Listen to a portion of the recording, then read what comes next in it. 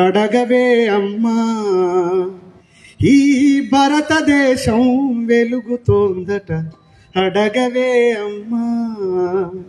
నేనడిగితే encounter నేనడిగితే ఒక నక్సలైటు నేనడిగితే ఒక దేశద్రోహి నేనడిగితే ఒక ఊపా కేసు మీరడిగితే ఏమంటారో అడగవే అమ్మా అడగవే అమ్మా ఈ భారతదేశం వెలుగుతోందట అడగవే అమ్మా కలిగినోళ్ళ కలికి మేడకెదుటే మురికి వాడ కారులోన దొరల బోరు కాలె కడుపుతూ తిరుగుకరు ఇదే నా దేశం మారిన తీరు చూడవే పేదల కలిపోరు రాజ్యముల రాజకీయ జెండాలు తప్ప మరేది మారలే అడగవే అమ్మా ఈ భారతదేశం వెలుగుతోందట అడగవే అమ్మా ఉన్నవాడు మేడ మీద మేడలెన్నో కట్టుకుంటే పేదవానికి ఉన్న నీడ నేల కూలి చెదురుతుంటే ఇవే నా మార్పుకు ఆనవాళ్ళు అప్పులతో నెత్తిన ఎత్తిరిరాళ్ళు కోట్లలో మునుగుతున్న దేశాన్ని నేను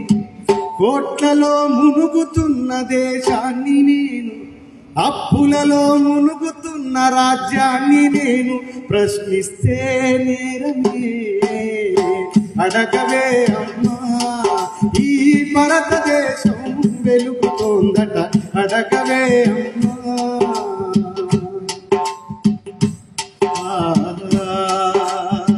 కర్మగాలి వ్యాధులొస్తే కర్మకాండే గగనమయ్యే మధ్యతరగతి మనిషి బతుకు దవాఖానలు దహనమాయే కర్మగాలి వ్యాధులొస్తే కర్మకాండే మార్గమాయే మధ్యతరగతి మనిషి బతుకు దవాఖానలు దహనమాయే ఓటుకే పరిమితమైనదే జన్మ ఓటుకు పరిమితమైనదే జన్మ ప్రాణముకు విలువన్నదే లేదమ్మా ఆ ఓటుకు పరిమితమై సరే మేము వేసే ఓటు నిజంగా నేను వేసిన నాయకుడికే పోతుందని సంతోషపడటానికి లేదు ఎవరికి వేస్తే ఎవరికి పోతుందో తెలియదు వాడు ఆ ప్రాంతంలో 10,000 మందికి తెలియదు కానీ 1,00,000 ఓట్లు వస్తున్నాయి ఎట్లా వస్తున్నాయి అసలు తెలియదు ఆంధ్రాలో మరీ ఘోరం 21 చోట 21 గెలుస్తున్నాడు వాళ్ళకు ఓటు హక్కులే ఉండవు వాళ్ళని నమ్మేటోళ్ళకు ఓటుకే పరిమితమైనదే జన్మ ప్రాణముకు విలువన్నదే లేదమ్మ ఆత్మకు పునాదోనే ఈ శవాలన్నీ వేస్తారో అడగవే అడగవే అమ్మా ఈ భారతదేశం వెలుగుతోందట అడగవే అమ్మా అందుకోసం సమూహం ద్వారా మనం ఈ సమాజానికి ఇవ్వాల్సిన సందేశం చివరి దశలో ప్రజాస్వామ్యం చెదిరిపోయే ప్రజాస్వామ్యం శిథిలమవుతున్న చిగురు తొడిగే దశలో దేశం శిథిలమవుతున్న మాట సత్యం అర్థమే లేనిది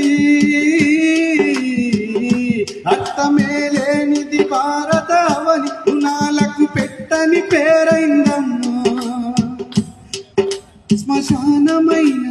శ్మశానమైన ప్రశాంతమెంతో మన దేశము ఘోరమే అడగవే అమ్మా ఈ భారతదేశం వెలుగుతోందట అడగవే అమ్మా అడగవే అమ్మా ఈ భారతదేశం వెలుగుతోందట అడగవే అమ్మా నేనడిగితే ఎన్కౌంటరు నేనడిగితే ఒక నక్సలైట్ ఒక అర్బన్ కేసు ఒక ఊపా కేసు ముఖ్యంగా ఈ బత్తాయిలకు నేను ఏందో కూడా తెలియనటువంటి కేసులు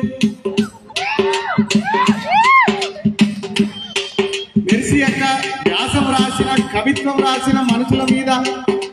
ఇష్టం ఉన్నట్టు దాడి చేసేటటువంటి ఈ రాజ్యంలో ఏమైతుంది? అందుకోసం పెద్దోళ్ళు చెప్పిర్రు,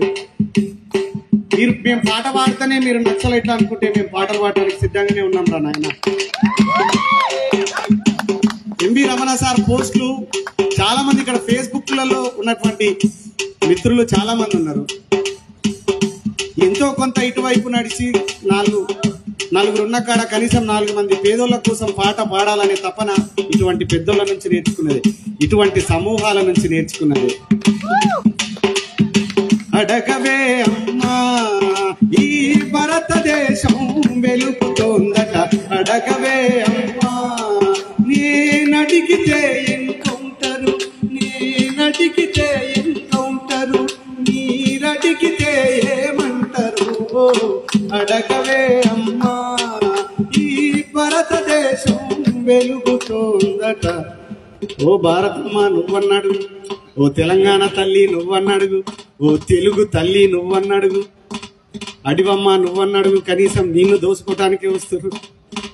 ఈ నేనడిగితే ఎన్కౌంటరు, నువ్వడిగితే ఏమంటారు? Thank you. ఈ పాట రాసిన రచయిత మిట్టపల్లి సురేందర్ గారిది ఈ పాట. ఇటువంటి పాటలు పాడినప్పుడు